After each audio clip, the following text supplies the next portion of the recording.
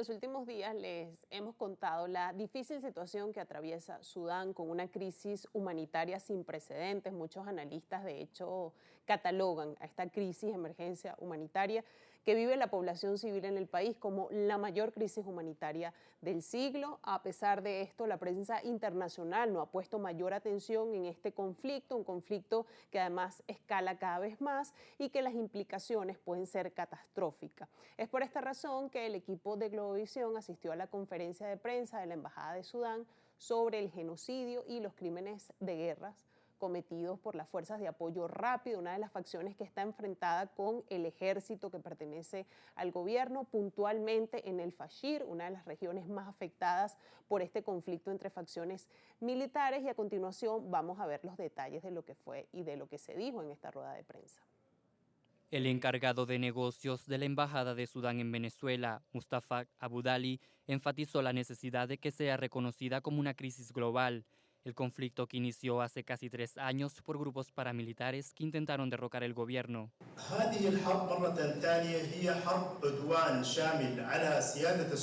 Insisto, es una guerra de agresión global, total, contra Sudán.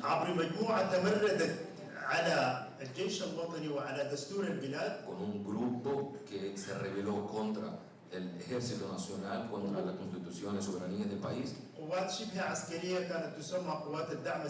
Fuerzas paramilitares que se denominaban fuerzas de apoyo rápido. Trataron de controlar al gobierno por la fuerza.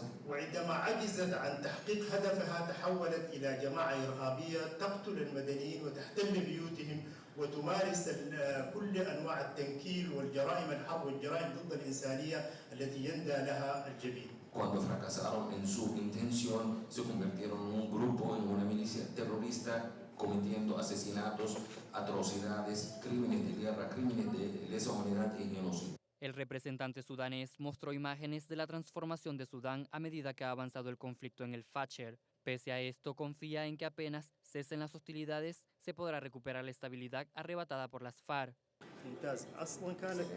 En realidad, nuestro gobierno era transitorio, pero esta guerra nos ha obligado a cambiar y sin duda tenemos una hoja de ruta que se ha presentado al Consejo de Seguridad en un documento oficial.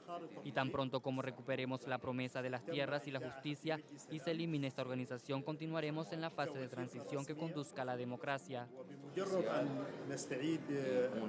Las acciones de las Fuerzas de Acción Rápida han agravado una de las peores crisis humanitarias del mundo. La ONU estima más de 12 millones de desplazados internos, 5 millones de refugiados y 25 millones que están padeciendo hambre y múltiples enfermedades. Gilfran Aponte, Globovisión.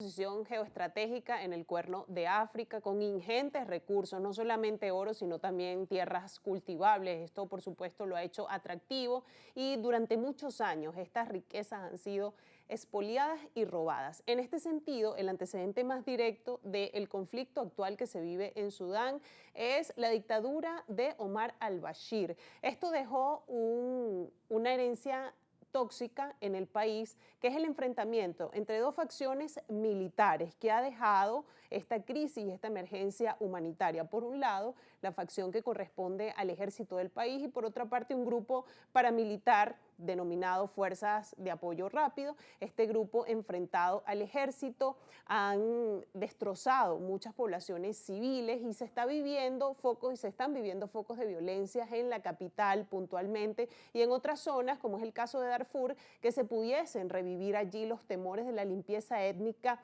de la guerra que se vivió en el pasado. Así está la situación en Sudán. La emergencia humanitaria además ha llamado la atención de la ONU, que ha indicado que más de 36.000 civiles sudaneses huyeron de los combates en pueblos y aldeas en una extensa región al este de Darfur, el lugar y la ciudad que les comentaba, una semana después de que los paramilitares tomaran la ciudad del Fasher. La oficina del fiscal de la Corte Penal Internacional también expresó su profunda alarma y máxima preocupación por los informes sobre atrocidades cometidas en esa ciudad y además advirtió que podrían constituir crímenes de guerra y de lesa humanidad.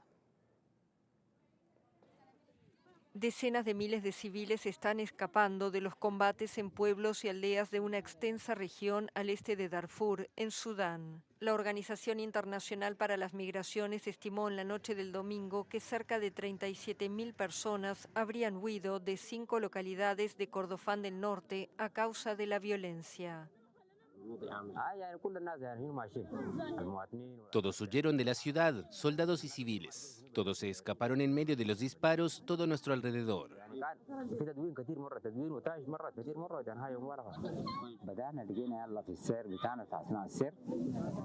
Mientras huíamos, nos encontramos con las fuerzas de apoyo rápido en la calle. Me pidieron mi dinero y mi teléfono y si llevaba un cuchillo conmigo, se llevaron todo.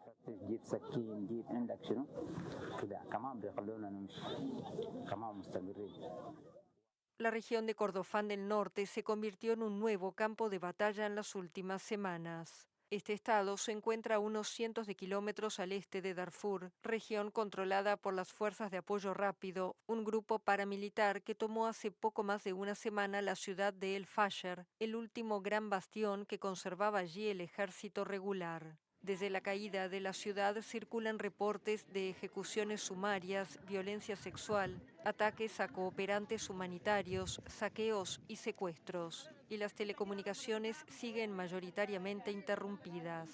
El lunes, la oficina del fiscal de la Corte Penal Internacional expresó su profunda alarma y máxima preocupación ante esos informes y advirtió que podrían constituir crímenes de guerra y de lesa humanidad.